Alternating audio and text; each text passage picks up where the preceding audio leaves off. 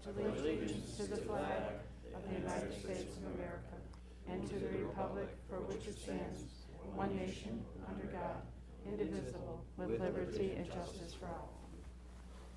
Do you want to do this or you want to do this? I move that we appoint Trustee Benucci as chair for this evening's Committee of the Whole. Second. That motion's been made and seconded. Trustee Rippey? Yes. Trustee Benucci? Yes. Trustee Fay? Yes. Trustee Lamb? Yes. Trustee Peck? Yes. Trustee Rassich?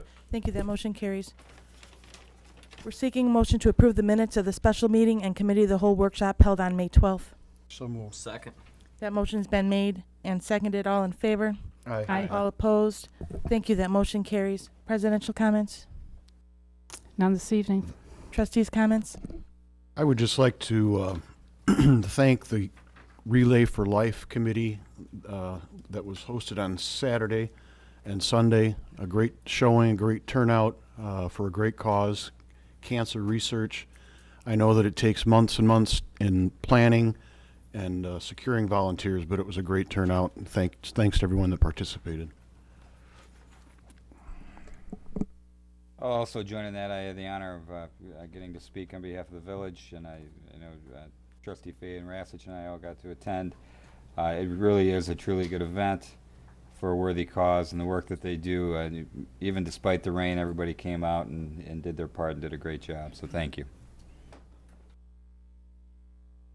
Are there any other trustee comments? No. Not this would be the time for public comments on items not on the agenda. There are no public comments, and we'll proceed with the workshop meeting. First item on the agenda is row homes at Prairie Creek. Yes, thank you.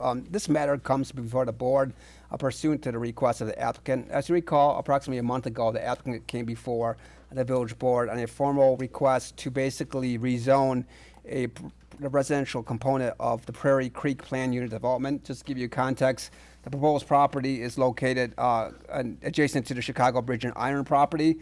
As you recall, the village board had extensive concerns about a number of floodplain issues.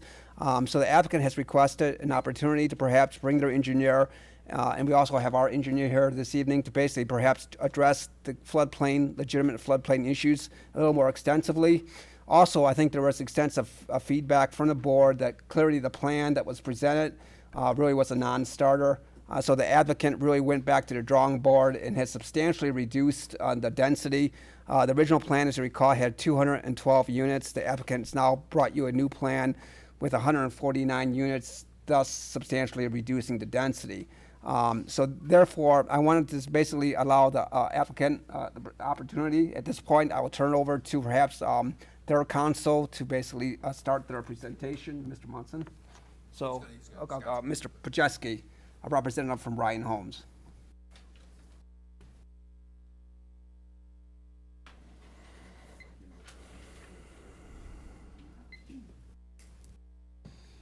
Trustees, village staff, and officials, we certainly appreciate an opportunity to come before you again with the objective of really sharing with you some of the changes that have been made to the plan over the course of the past 30 days. We've worked extensively with Michael Garrigan and his team, along with our own engineers, and I think we've made tremendous progress, and we look forward to sharing that with you. Again, Michael had mentioned earlier,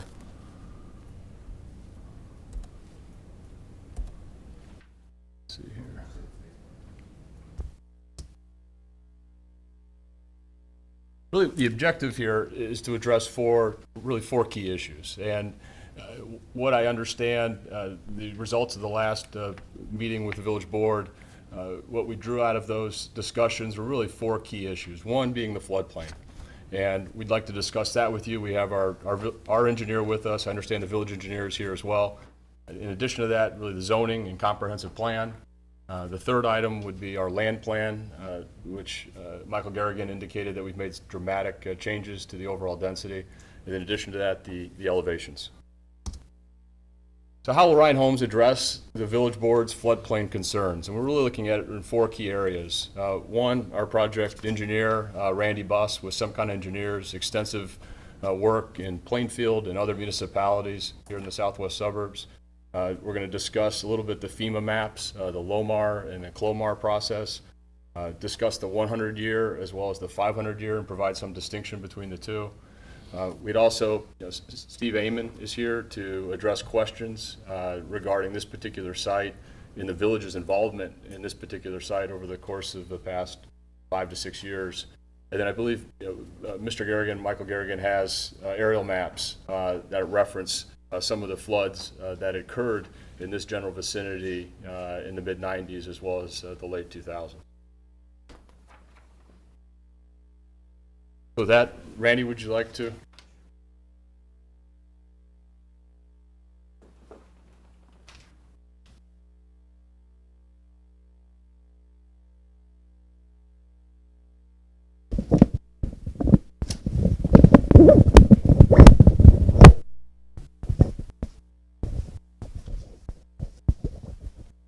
It's on, like, should be.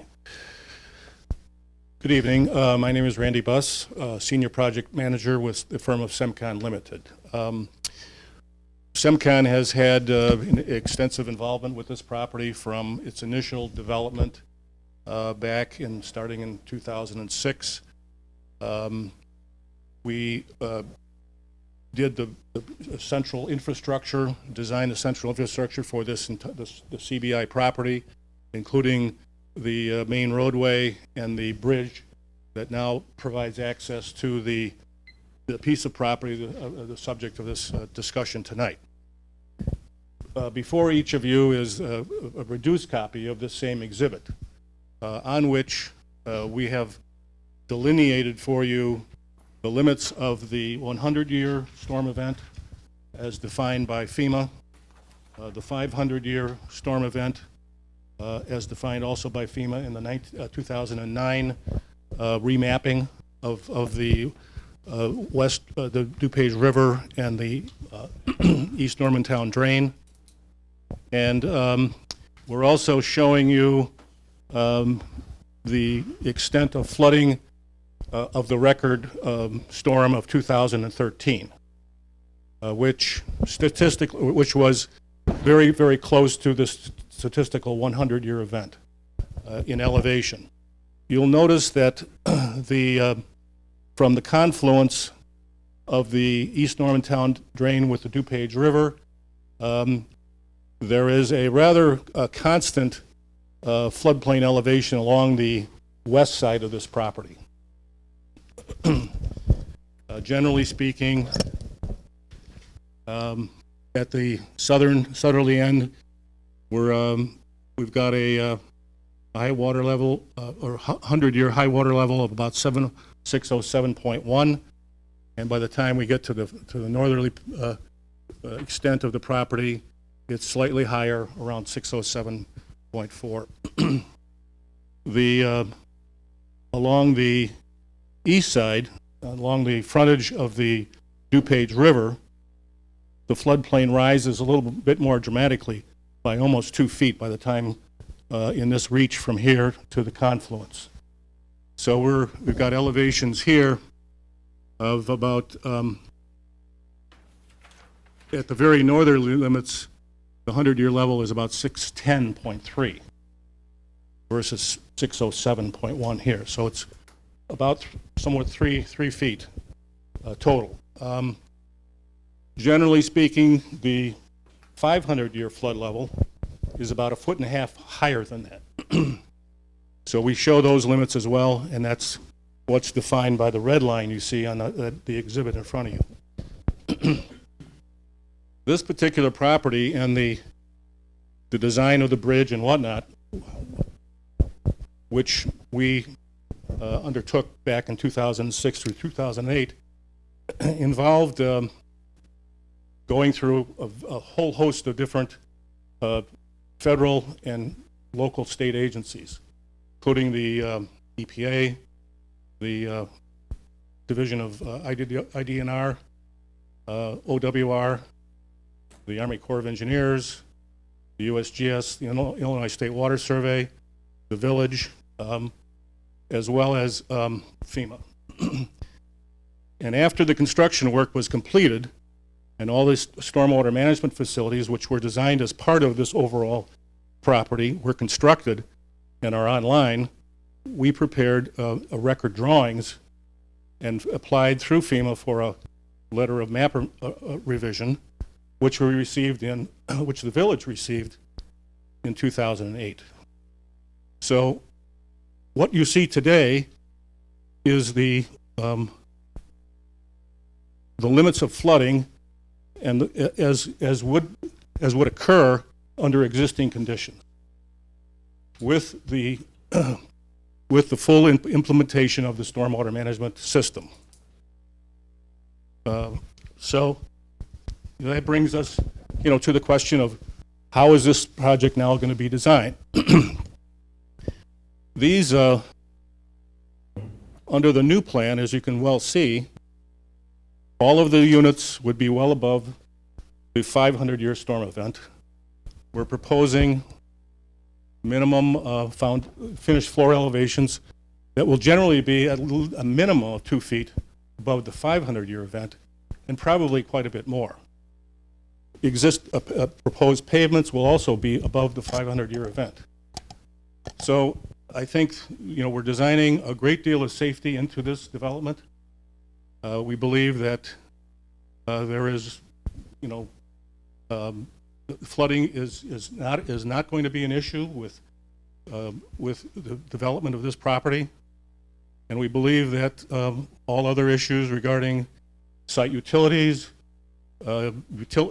sewer and water service, etc., have already been met. So we invite your questions and ask that you fully vent your concerns about any questions involving the floodplain.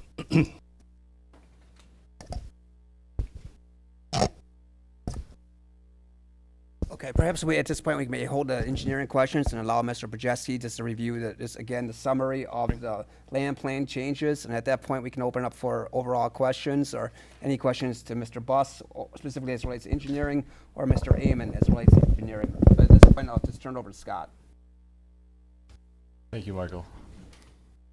I think there's a lot of professionals here that really understand, the technical nature of 100-year and 500-year mapping, and I'd encourage you to ask, Mr. Amon, Mr. Buss, a number of those questions. So hopefully you have a few that you intend to ask them. The way I kind of look at this and try to do my best to understand it are some key points, and I want to draw attention to those. One, the FEMA 100-year floodplain elevation is at 607.4, and the FEMA 500-year floodplain elevation is at 608.8. I think of critical importance to us is where will the top of our foundations be as it relates to both the 100-year flood elevation and the 500-year flood elevation. And what we've proposed at this point, which is illustrated on the sheet, 4.2 feet above the 100-year floodplain elevation. That's really the standard, I believe, that Plainfield has used historically in projects to establish the stormwater, is the 100-year floodplain elevation. We've really looked at this and said, if we need to meet the 500-year, given some of the concerns that have been brought to the board, how does that relate to a 500-year floodplain elevation? And our proposed is about, as Randy mentioned, 2 to 3 feet. I think the last elevation that we looked at was 3 feet. And the bridge deck that actually allows you to enter the property is about 3.2 feet above the 500-year flood elevation. Again, a distinction between the 100 and the 500. 100's typically more relevant, but understand there were some concerns. We wanted to look at it as it relates to the 500-year. I think in addition, we've looked at how the emergency access point to the north. The emergency access path is outside of the 100-year floodplain, and we've looked at a real detailed topography to determine that that's the best route. Worked with the Park District. I've worked with Michael and his staff. In addition, Randy had mentioned that there was a process in place over the last 6 years to establish this 100-year and establish this 500-year line that you're seeing on the board. Initially, there's what's called a CLOMAR application submitted, which is really proposing what work will be completed. The construction activities are then completed, as-built drawings are prepared, and then there's a letter issued of map revision. That process is a 3-year process. This particular parcel went through that 3-year process.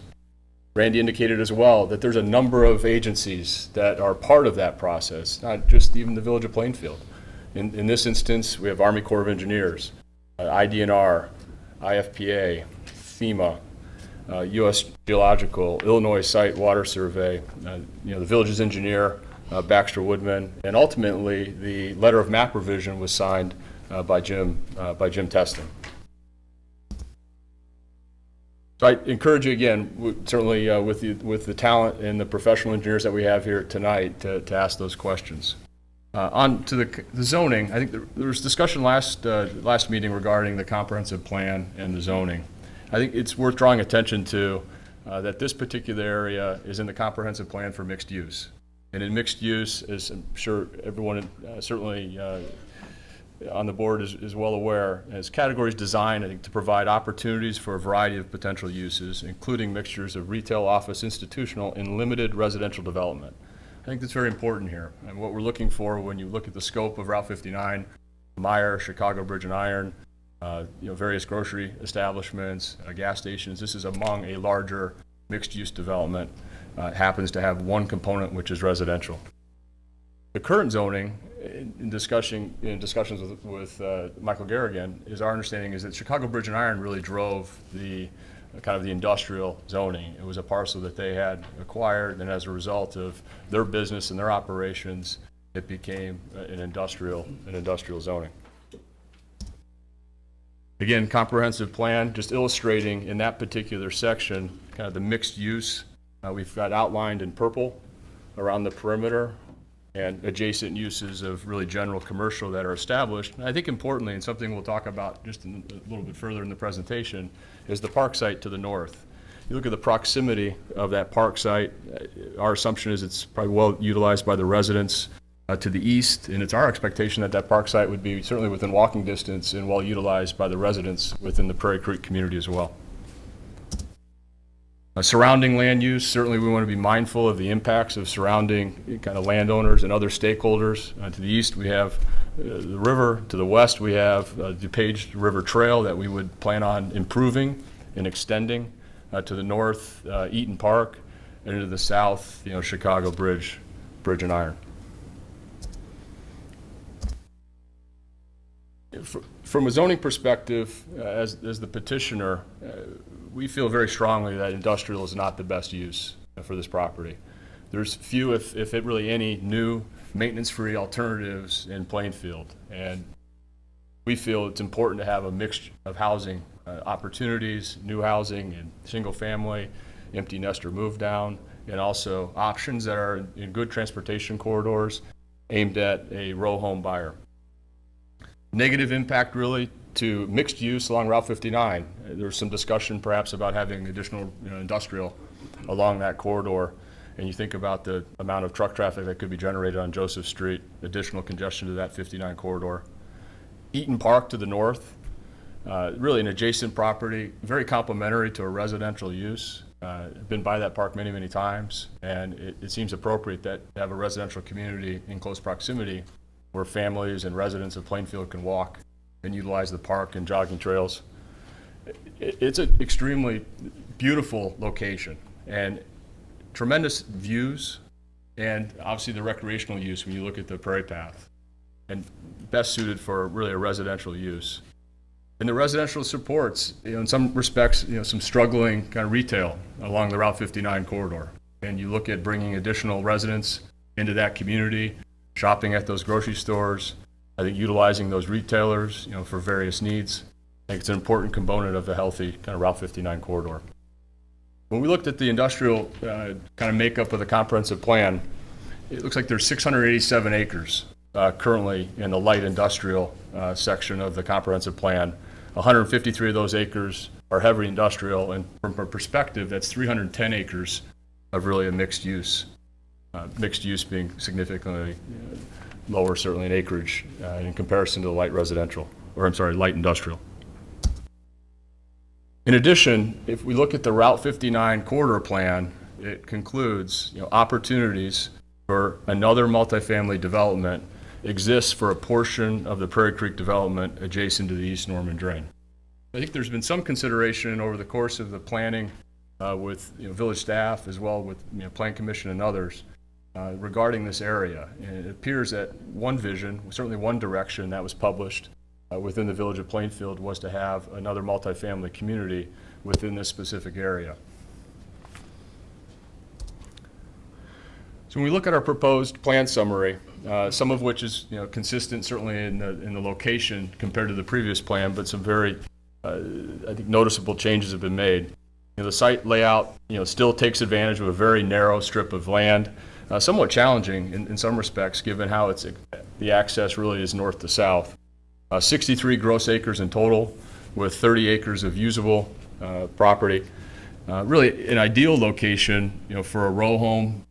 Good transportation to 55, to I-59, access to a metro station if one so chooses to use the metro to get to the city, access to an off-site recreation with DuPage River Trail and the Eaton Park.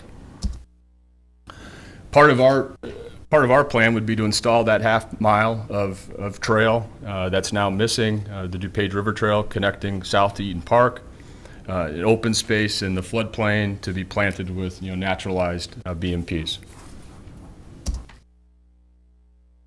So what did we change? What's different really about the plan that was in front of you compared to the plan that we have now?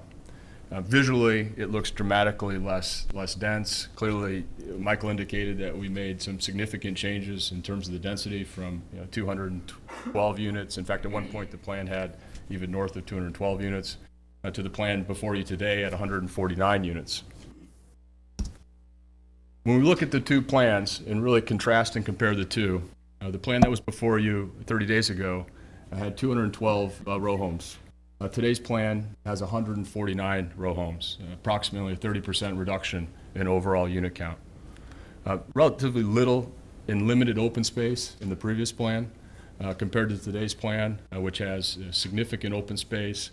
You look at the space behind many of those homes, significant open space when you look at a multifamily community. The previous streetscape was very linear in nature. This streetscape has some boulevards, some planting areas, something to open up the garage orientation that was very prevalent in the previous plan. Our previous plan was outside of the 100-year floodplain, as we discussed earlier. This plan is also outside of the 100-year floodplain. I think the one key difference, though, when we look at the change as it relates to the floodplain concern, because I think it's something we should certainly talk through, is the previous plan had a corner of the subdivision within the 500-year floodplain. Again, not typically a planning element, that 500-year floodplain line. However, we made sure in this plan that we removed all buildings from the 500-year floodplain. Not the 100-year floodplain, the 500-year floodplain, which is very, very atypical. In addition to that, the previous plan before you had private roads with carriage walks. This particular plan has a full 60-foot public right-of-way with full sidewalks. Very common in the Village of Plainfield. In addition, the previous plan was 3.31 gross units to the acre. Not particularly dense, but in fairness, if you remove the property that was within the 100-year floodplain, it's 7.3 net dwelling units per acre. Our current plan was at 2.37 units on a gross basis and 5.13 units on a net basis. So again, a significant reduction in the overall density. Really opens up the land plan. I think moving on to elevation and product discussion, I think it was important to address the floodplain. I think secondly, it was very important to address the comprehensive plan. I think third, it was very important to address the land plan. And I feel very confident that if we can move through those three elements, that we can work together collaboratively to find elevations that work within the harmony of the Village of Plainfield in terms of the perspective on traditional and dormers and box outs and brick and carriage doors, a lot of which Michael Garrigan and his staff have worked with our group, and we think we've added a lot of those elements, but we're certainly willing to discuss that further. We've had three collaborative really product discussions prior to even presenting to the Plan Commission. And so, Michael looked at a number of our plans and made a number of recommendations, of which we integrated into our offering, which we presented to you 30 days ago. But we took 12 distinct elevations, and we decided that combining those for three different distinct buildings. such that oftentimes multifamily has a very repetitive nature. We thought if we developed 3 distinctive building types and we had restrictions as to how those building types could be placed on the streets, we could alleviate some of the repetitive nature of townhome communities. We have a commitment, as I said earlier, the third point, really a commitment to working through the product and the elevations, and look forward to having an opportunity to do that. What changes have been made over the course of this really 3-month process with village staff, plan commission, the village board, and then this village board meeting today? We've added dormers to add up the roof lines. We've added gables. We've mixed really a combination of both full and partial brick front elevations, 360-degree fenestration on the windows. We added trim material around all of our windows in all of our buildings, front elevations, side elevations, and rear elevations. We've been asked to have garage inserts for windows, which are more of a carriage door detail, which we've been happy to add. In addition to that, I really take advantage of the open space behind a number of these homes. We've got standard decks that will be offered on each home, which when you think about the views looking over, whether it's the path to the west or looking over the open space to the east, really could be quite dramatic and enjoyable for the homeowner and the resident.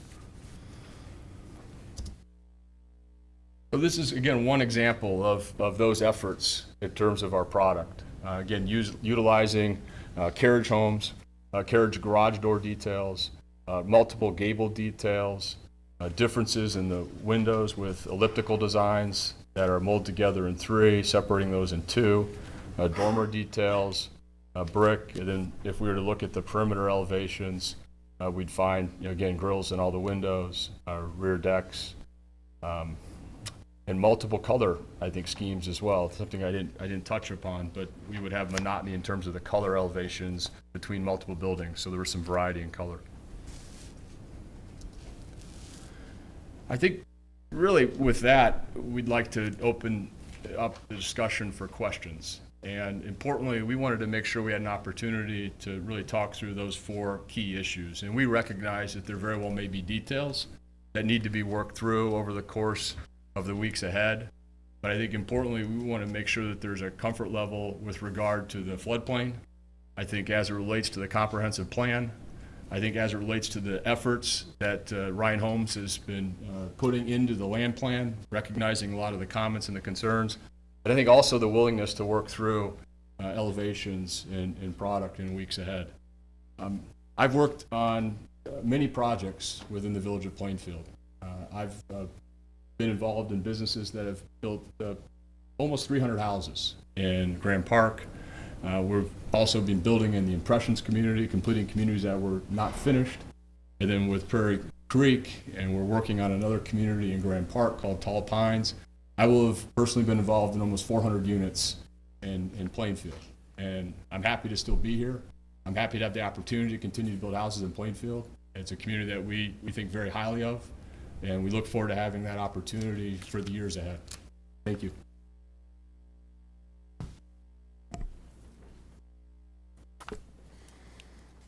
I would like to ask our engineering staff their comfort level with the elevations, given the 100-year flood and the 500-year flood.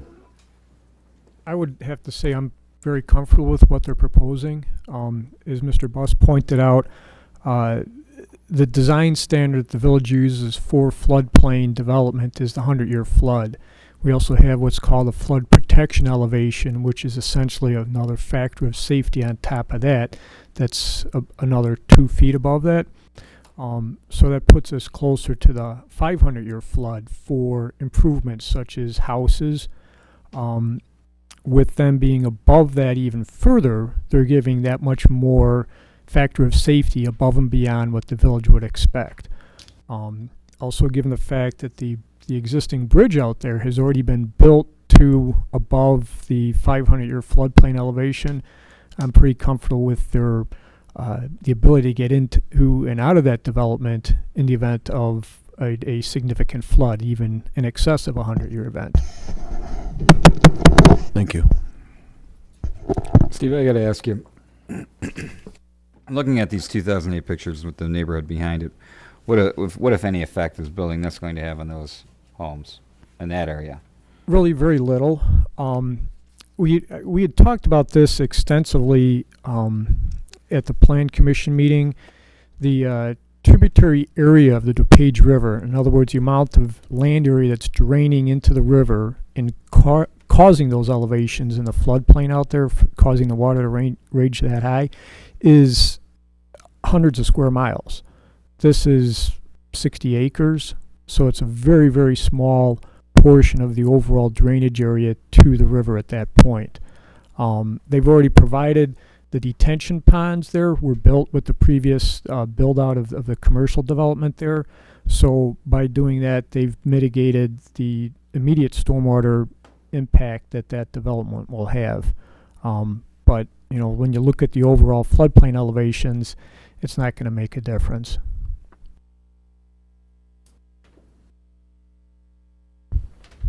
You said there would be little effect on the neighbors. What effect could there potentially be, I guess? I guess I want a little more of a concrete answer to go off what Trustee Rippey had asked.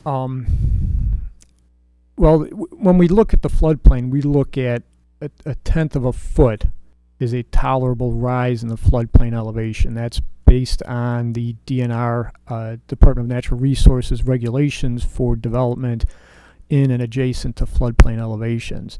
What that basically says is that within a tenth of a foot, you're allowed to impact the floodplain, to raise the floodplain by a tenth of a foot without having to go through more extensive impact analysis or mitigation. The total impact of this development, if you were to look at the floodplain, would be so small as to be unmeasurable. There's not models accurate enough to measure the difference it would make. Okay, one other question. In the southeastern portion of the map that we're given in our packet, the 500-year floodplain is right up against several of the homes, at least from the appearance of this map we have. Approximately how many feet off those homes is the 500-year floodplain? I don't know that. I'd have to ask the applicant or his engineer Somebody to give you that distance. Answer. Whoever. Microphone. Actually, even in the southwest, actually, the southern portion, southwest and southeast.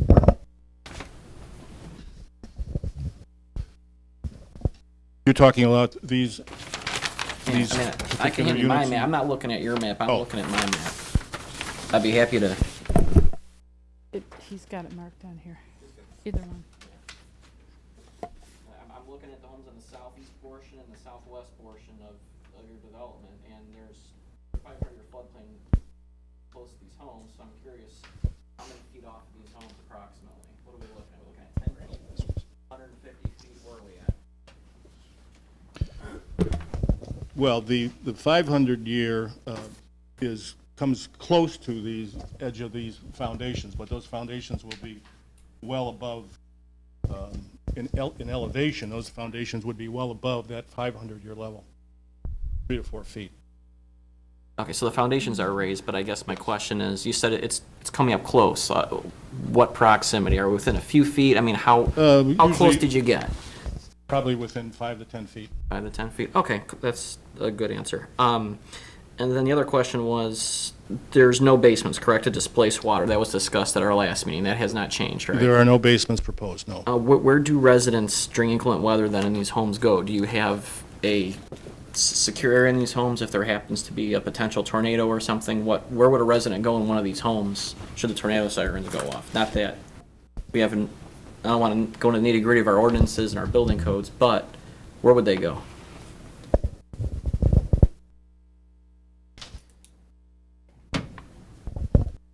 I'm not sure I have a clear answer for that. Garage, or what's your, okay. I'm not sure I can answer that question directly. I think my suggestion would be in an interior room, interior bathroom, interior garage unit, but there are no basements in these particular homes. What are the suggestions that the Village of Plainfield provides in other homes that do not have basements in terms of where to, if you're a family, where do you go if there's many homes that have been built? And we could recommend that to our residents. Now, Patriot Square is above grade too. Patriot Square doesn't have basements either. You just go to an interior room. But it's all above grade. It's no different than this. I mean, you just go to an interior room, so. But most townhomes don't have basements. Including all of Patriot Square. They don't have basements under grade. Michael, do you know if the junk that was buried on the north end of this parcel was removed? Yes, as you recall, on the previous owner, there was some debris, specifically natural waste, leaves. Basically, I believe that they did comply with some of the village's requirements. We did advise them to basically cease and desist. This was, I believe, several years ago, but they were dumping leaves and natural Metal and- materials from Bolingbrook and other communities. There was tires and concrete and Yes. rebar. It was also used, unfortunately, as a kind of as a dumping ground, and the site has generally been cleaned up. Yeah, fortunately, that's been stopped. Thank you. Mr. Amon, perhaps I have one question for you, just as initial questioning. We're always discussing 100 and 500-year floods. What determines a 100-year flood versus a 500-year flood? I'm in my 70s, and I think I've seen 700-year floods. When are we? How do you define the flooding in the village of Plainfield? I've seen an awful lot of floods. I've seen them, really devastating. Last spring, we had a flood in the village of Plainfield. We were all carrying sandbags. The River DuPage was raging rapidly. Was that a 100-year, a 500-year, a what year? A 100-year flood is actually, it's defined as an event that has a 1% chance of happening in any given year. So 1 over 1% is 100. So 500-year flood has a 0.2% chance of happening in any given year. If you were to actually add all those statistical probabilities up over the years, theoretically you'd be having this 100-year event more often than 100 years, but that's just based on the probability of an event occurring in any given year. So you could have potentially back-to-back 100-year floods. Okay. It's just a matter of probability. Does that? Absolutely. Okay. It's a frustrating expression. I hate to Yes. say that. Statistically speaking, it's to say a 1% event or a 0.2% event.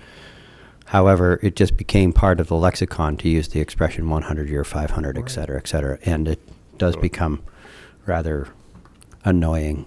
Sorry. So I'm sorry. The amount of rain that falls, 5 inches, 7 inches, 18 inches, which fell in 1997, does not determine a 100 or a 500-year flood. It's a combination of the amount of rain that falls and the duration in which it falls. So, in this area, the 100-year event, the 1% chance event is about 8.3 inches over 24 hours. For a shorter duration, you'd have a higher intensity, less overall rainfall, but you'd get a fairly similar flooding impact. Does that answer? Oh, absolutely. Okay. Surely. I understand. And one of the other things too is that the rainfall is what's defines the chance event, 1% or 0.2% chance, but there's other factors that could affect the amount of flooding depending on what the ground conditions are like. If they're dry, less water is going to run off. If they're wet or frozen, more water is going to run off. Okay. And those, aren't statistical issues, but they affect how much water runs down a river. Okay. This is an interesting parcel of property, and you look at that particular 2008 flood picture. The subject area, has it ever been flooded? Has water ever gone over the top of the subject area, this building site, to our knowledge? Would anybody I'd have have to that defer to answer? village staff, but I have not heard of it happening. No, that was the question. Yeah. Have you ever heard of it? I have not heard of it happening, no. Okay. Does anybody know what happened in 1996? That was the worst flood that we've had. Does anybody have pictures of that in this particular area? You're looking at maps right here of the 1996 aerial photographs. You look can at that. see the area right there is high and dry, the subject site, and directing your attention to the north. It's a little more difficult to ascertain, but the subject site would be this area right through here. It would be the northern perimeter. This is the Eaton Preserve through here. Again, it appears to be high and dry. Okay, and the 1996 flood was anywhere from 1,000 to 1,400 year flood, so it was more extensive than anything we're talking about using for planning purposes. So at least that area was dry at that point. You want to continue, or? No, when you do. I'll do. Okay. Just a couple additional questions. One of the things that gets a lot of public attention is the constant notice of East DuPage River flooding at Royce Road. It happened again this last week. It's close to being in flood stage. And the 2008, 2013 floods, they set record highs on the east branch of the DuPage. Now, my understanding is the east branch meets the west branch and comes down through Plainfield.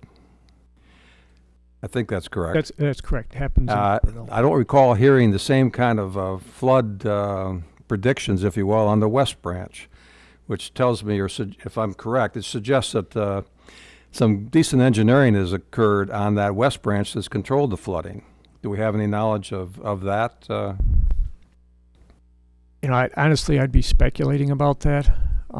But some of the things that you might want to think about are, even within the Chicago region, there's very different amounts of rainfall that occur in different areas. I live in the south suburbs, and we do a lot of work up in the north suburbs, and I talk to people up there basically every time it rains, and what they tell me they've seen is sometimes radically different from what I've seen. Sometimes it's worse, sometimes it's better. So you could be seeing those variations just within the west branch versus the east branch of the DuPage River. I think there's probably a lot more open space along the west branch, more DuPage County forest preserves and that stuff that would tend to reduce the peak floods in that branch of the river. And then, the other point that you were getting at too with the engineering, I would have to say that the west branch area was probably developed more recently than the east branch river watershed. So since, over the years, our engineering standards have been raised. We've gotten better watershed modeling programs. Probably a lot of the East Branch watershed was developed without any detention at all, whereas the West Branch, the DuPage County area is probably a lot more, more detained really than the East Branch is. On-site stormwater management. Yeah, things have changed. Where I happen to live has the Lily-Cache Creek expected to flood us every 10 years.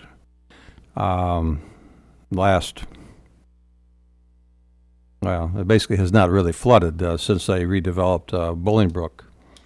It's a much smaller, 24 square miles, if you will, watershed versus 254 for the DuPage River. But it shows that engineering with the golf course there in Bolingbrook, it just doesn't flood as much anymore. And I'm guessing maybe the same kind of thing happened on the west branch, even though I don't know details. They have dams up there, and I don't know how they use those, but Mr. Buss knows something about it. I don't know whether he wants to comment on that area or not. If you've been working this area for a while, you probably have some knowledge of that. You need a microphone still.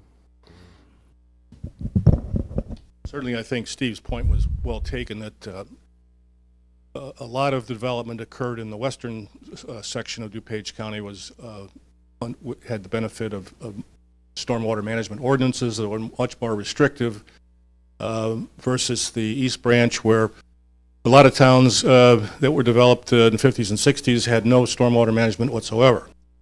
I think Lily-Cache Creek is an example of what you can do with some good engineering and some good land use by putting a lot of that into a golf course and making the floodplain much more efficient in storing a lot of water, much more water than was stored previously as a farm field. Those measures work. Okay, thank you. Bill, I have a question that you could probably answer. What's the elevation at the Lakelands? Because we got, this, 607 or 60... Elevation of what, I'm sorry? Like The lakelands. the Lakelands, like your Well, area there. Lakeland's maximum of the lake is 608. We flooded in 2008, we got to 612 and a half. In 2013, I think we got to about 613. But we're upstream. I mean, you notice from what he said, Right. there's a 3-foot drop from the end of this property to one end to the other. Well, It's hard to explain because I don't understand it totally either, but across our lake, there is a 4-foot drop in what the floodplain elevations are. One, on the eastern edge of our lake, it's 614. Where I live, it's 610. Now, how you can do that in a lake that exists, I don't know. That's what the FEMA maps show, though. right. But the elevations that we flood at were higher than we're talking about here. But you're downhill, so it dissipates, if you will. All right. Michael, my other question for you is how common is this? What other developments have we used this type of planning and where we've had the 3 feet, 4 feet, to, as we planned it to make that acceptable? What other developments do we have in Plainfield that might have incorporated this information that we've already built, like for, where the arbors are, different places like that? Obviously, the southern Plainfield arbors, obviously, that's really a groundwater issue, not necessarily just proximity to the DuPage River. This is a unique property. Obviously, the Lakelands, extensive discussions when that project was approved about floodplain. That was extensive analysis. Some of the projects that are incorporated along Plainfield Naperville Road, like Riviera Estates, anything that has any proximity to the river. Obviously, we have extensive concerns about floodplain and the potential for flooding. Obviously, our downtown, as you know, some of those areas have been fairly built, obviously previous to our current stormwater standards, but nevertheless, there are areas which are, again, very similar in proximity to DuPage River as this proposed project. Okay, thank you. Let me just answer a little bit. I think our current standard is 2 feet above the 100-year flood. Yes. And that's any new development that would be what we would look for. Because we've had some places where we've not done that and we've forced people to change again, but. Right, that's what we call the flood protection elevation, that extra 2-foot factor of safety on top of the 100-year flood, above which you'd have to have your lowest floors and foundation openings and all that. Okay. Sorry. Thank you, Bill. You know, I have a question again for Mr. Amon, and this would go to any one of our staff members, not the presenters, only from our particular staff. We have residents and non-residents who would be perhaps affected negatively or only hypothetically affected negatively by this particular development. Could anyone in our staff say, no, this is not a possibility? Would this development produce more flooding? Is that a possibility? Could you think it could produce more flooding? Because this is a concern for, I know, residents and non-residents of the village of Plainfield. It always is a concern. Yeah, that's honestly a difficult question to answer. Again, going back to the size of this development compared to the overall size of the DuPage watershed, anytime you change ground from dirt, plants, trees, whatever, to buildings, parking lots, driveways, streets, there is going to be an increase in the amount of water that runs off of that site compared to what will actually soak into it. We try to address that as best we can with the detention ponds that store that excess water and release it over a slower rate. With a development like this that is in such close proximity to the river flood height is going to be generated by rainfall over that, was it 250 roughly square mile tributary area. It's going to take a long time for that water to get down to this particular point in the river. 12 hours a day, depending on where the rain fell, how much it fell, how intensely it fell. With detention ponds, a site of this size, most of that detention that's being stored there is going to be released back into the river before that peak stage of the river comes down. So again, it's difficult to answer positively, but you know, the fact that it is such a small area compared to the overall tributary area of the river, you'd think that it's going to have a very minor impact on the overall flooding. And in fact, with the peak stage flooding, that is such a big concern because that's what impacts homes and highways and everything. That water is probably going to be gone already, so it's not going to actually increase that flooding level here at all. Okay. Is that? If I could make just a comment, a general comment. If you look at this particular picture or any of these flood pictures that were displayed throughout this entire presentation, this rain didn't just fall right there. That rain fell up north. Our rain, the rain that falls in Plainfield all of the last few days is affecting Shanahan, Shorewood, et cetera, et cetera.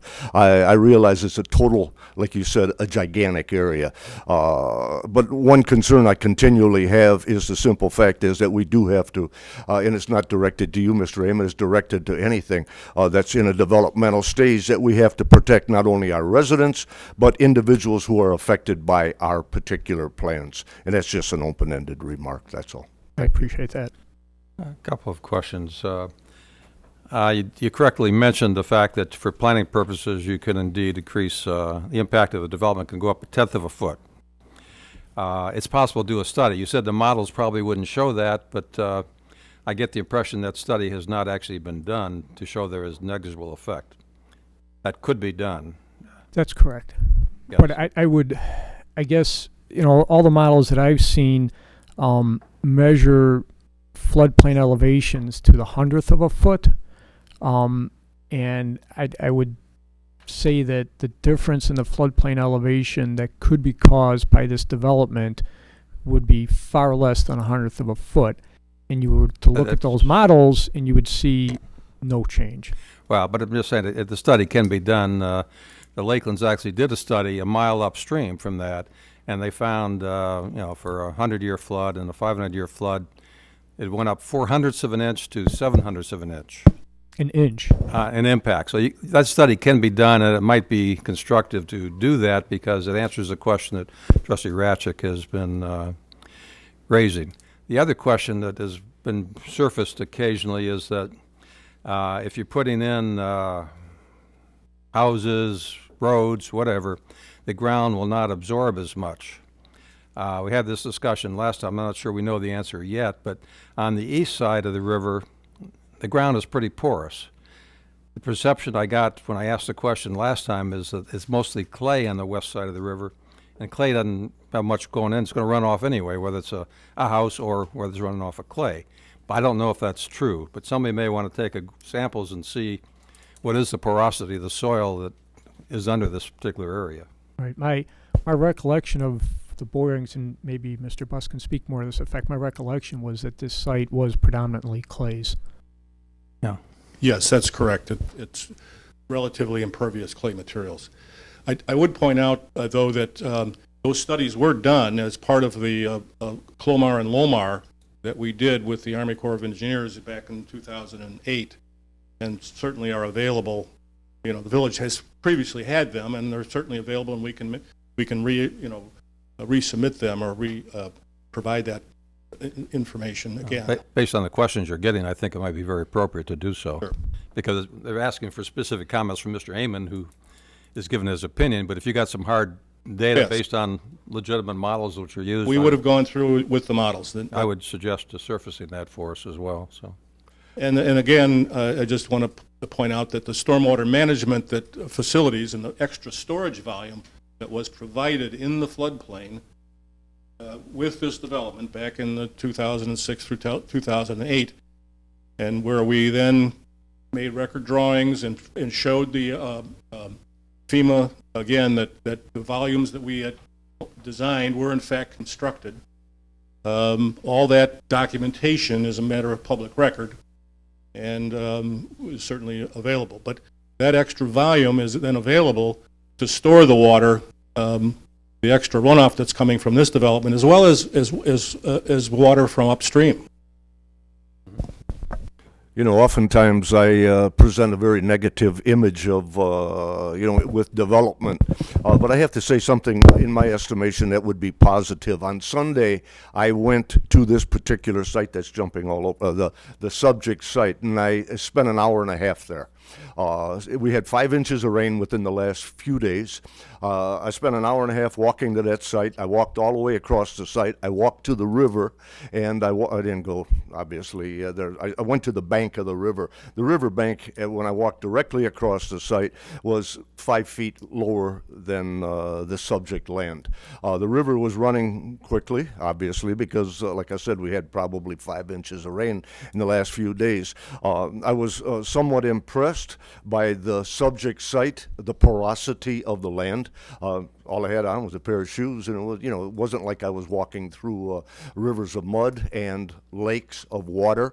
It seemed to drain very well, and I was really, when I looked at this new flood inundation level comparison with the new map that we have currently, with the less density of the homes, et cetera, I felt a lot more comfortable realizing I don't think the property is going to be affected by the DuPage River. DuPage River is not going to touch this property, and hopefully will not touch these particular homes.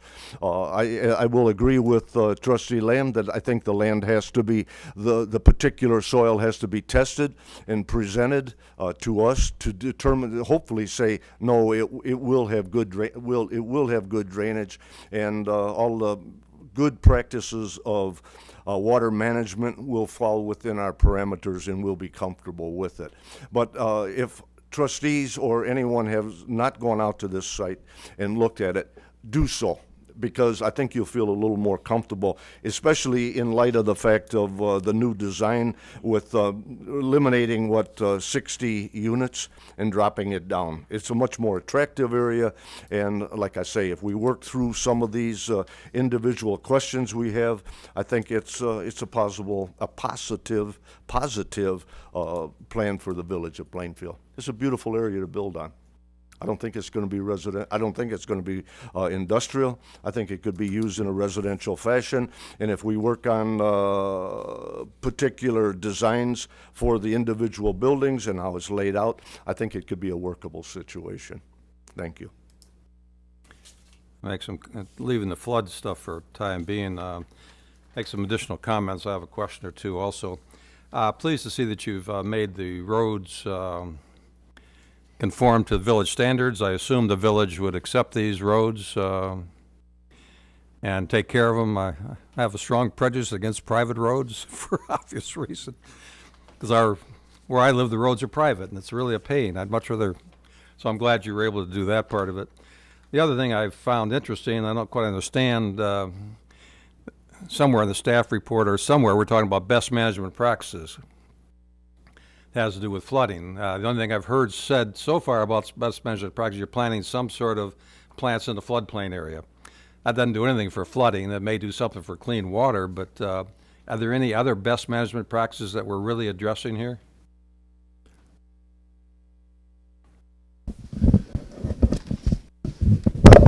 Yes, there's going to be a series of, obviously, temporary erosion and control sediment control measures that'll be undertaken during construction, but then there'll be what we'll call permanent BMPs that will remain after the development, including containment berms, siltation basins, vegetative areas with, as Scott mentioned, with native vegetation that will capture and help provide some water quality enhancement before the water is discharged into the river. You tend to have any, put any of these plantings on a slight berm, raise the elevation in the dirt to provide additional protection at all, or not? Well, there would be containment berms, yes, that would collect and store the water temporarily. After construction, you're required to do it by EPA, so right, but you don't have a choice about that one. But after construction as well, those would remain permanent and be permanently vegetated. Okay, thank you. Fees are always